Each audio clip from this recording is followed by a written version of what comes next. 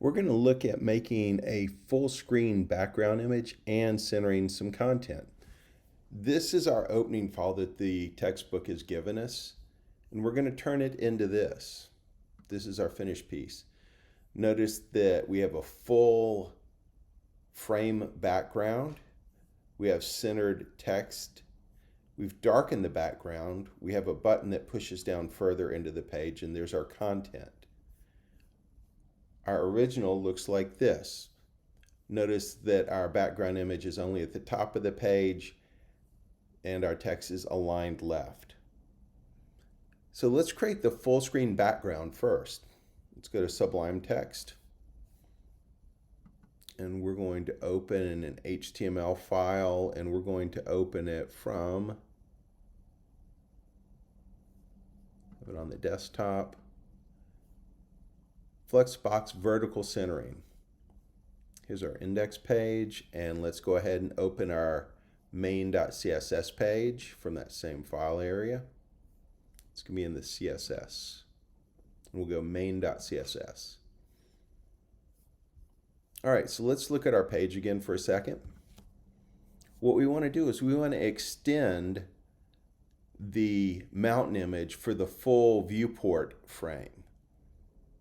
And that's pretty easy to do. Let's go to our text editor. First, let's look at our HTML page, and you can see that we have a header, we have the main content. We're going to work in the header. That's where our image is located. Let's look at our CSS. There's our header. And notice the background URL is mountains 2x JPEG. That is the image we're going to make go full frame. It's pretty easy. We're going to use something that deals with the viewport. We're just going to go min, M-I-N, height. That stands for minimum height. Give it a space, and then we're going to type in 100 VH. And VH stands for viewport height. And that 100 stands for 100%. So let's save that and refresh it.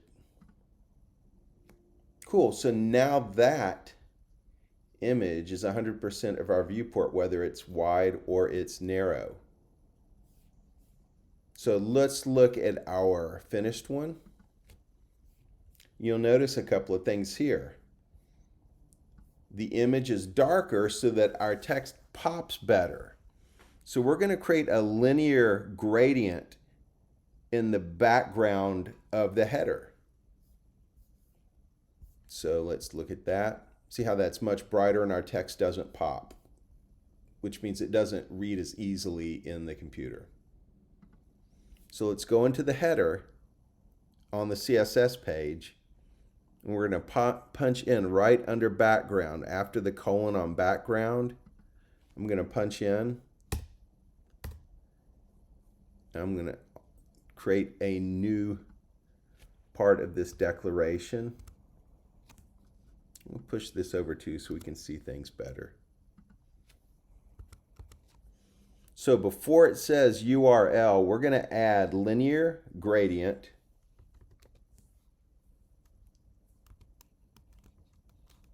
Linear dash gradient.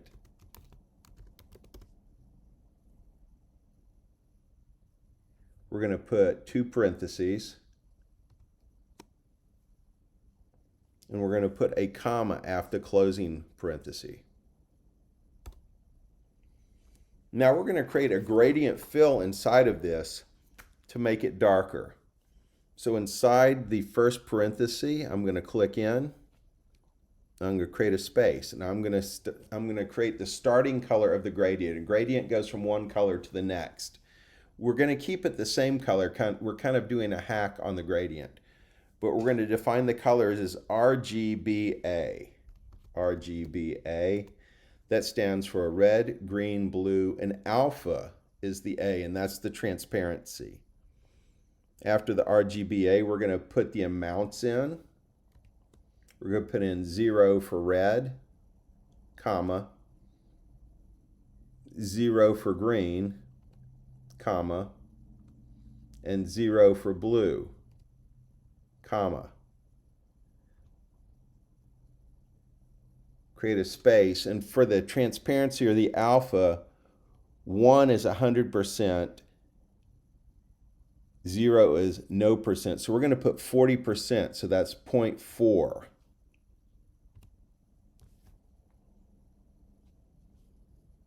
Then after the parenthesis for the first RGBA, I'm going to put a comma, put a space, and put another RGBA, red, green, blue, and alpha. Another set of parentheses to put the values into. And once again, we're going to go 0 for red, 0 for green, 0 for blue, comma, give it a space, and 0.4 for 40% alpha or transparency. Let's save that and see if it makes our image a little bit darker with that gradient in front of it. I'm going to refresh, and there it is. It's darker. Matches this one. So now we need to start adjusting the vertical and the horizontal centering of the text, like this one. Notice it's not centered right now. So let's vertically center it. Let's put in the header, display flex. So in the header, under where we just had the min height in the header, I'm going to punch in right here, go down a line, and display colon flex. So we've added the flex into the environment now. Save that, and we'll refresh. And what you might have noticed is our little down arrow moved from under the type to over on the right. If you'll notice in our finished one, it's down at the bottom of this container with a little bit of padding. So we still have some work to do. We just got it out of the way. It was over here on the left, and the display flex went from left to right, so it pushed it over to the right.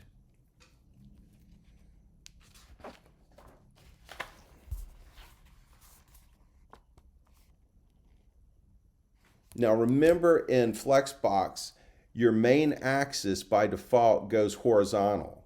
We want to change the main axis to vertical, so we're going to do that first.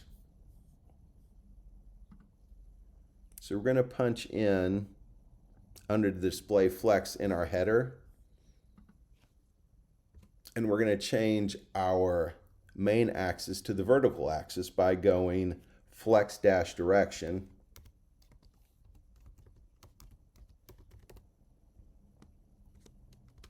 And since columns are vertical, we put in the word column to make it the vertical axis.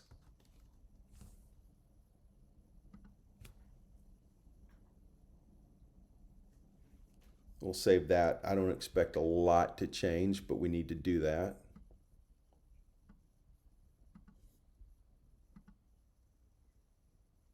And so this thing flew back to over here, which is fine.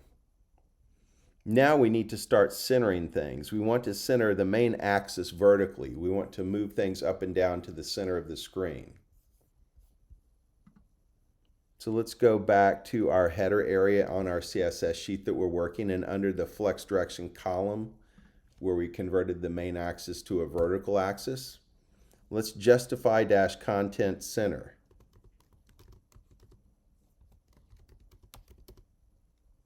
Put your colon in. Center, and make sure you have a semicolon at the end.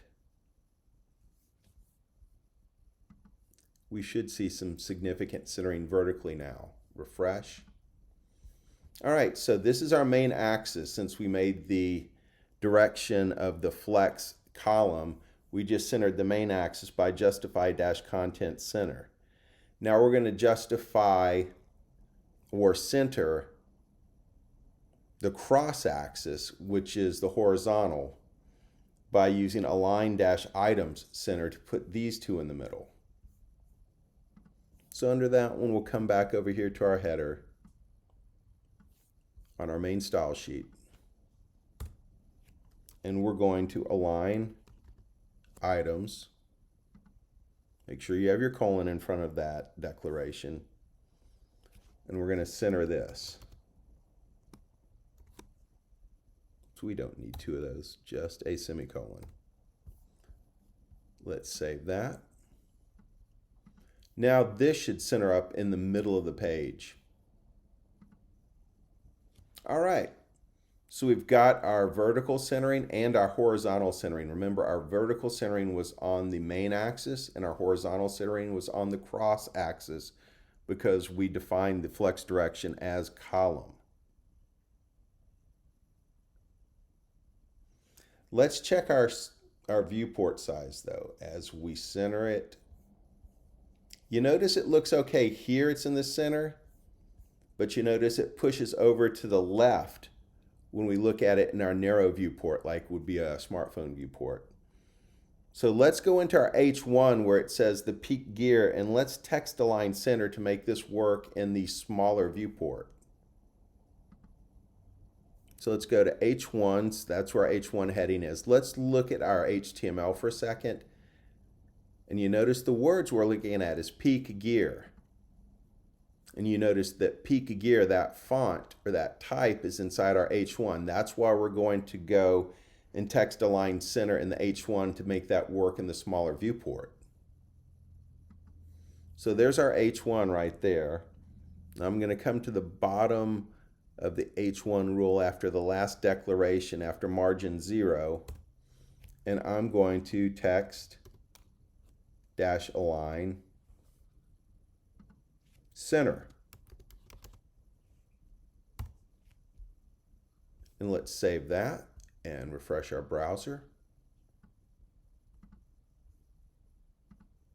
So cool, now you see it centers up in the smaller viewport. Let's widen the viewport to make sure it stays center. And it does.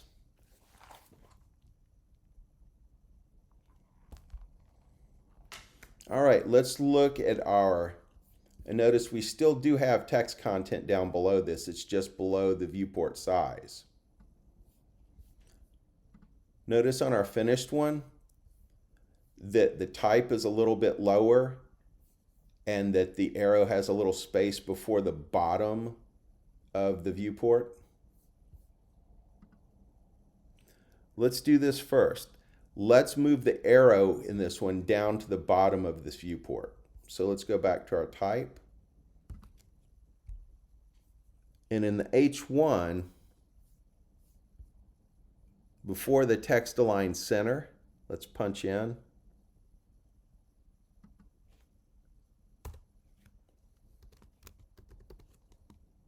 Margin. Actually, no, don't need to type the margin. There's already a margin in the rule. And it says 0. We're going to put auto in there. And let's save and refresh that.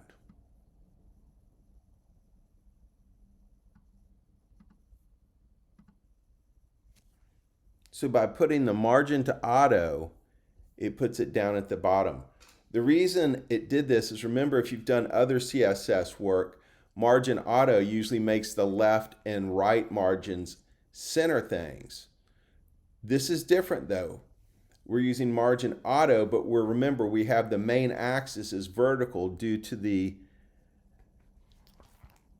let's show you what we did. Remember, we made this vertical by going flex dash direction column. So we've spun the default axis, which is the main axis, from horizontal to vertical.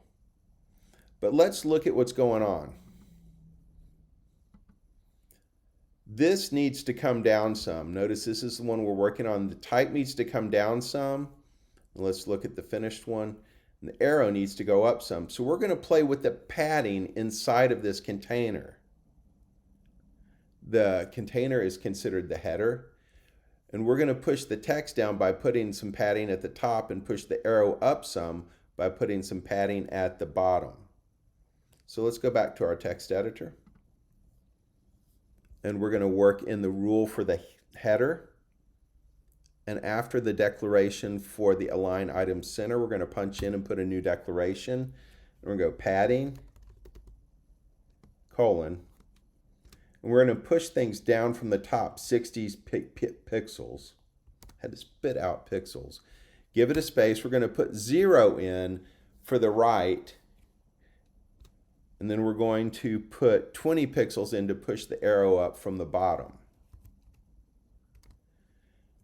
So in padding, it usually goes from top, right, bottom, and left. If you don't put all 4 in, the one to the right is also going to be left. So notice we don't have any padding on the sides of our container. It's 60 at the top, 0 at the right and the left, and 20 at the bottom. So let's save this. Let's look at our original. And we refresh.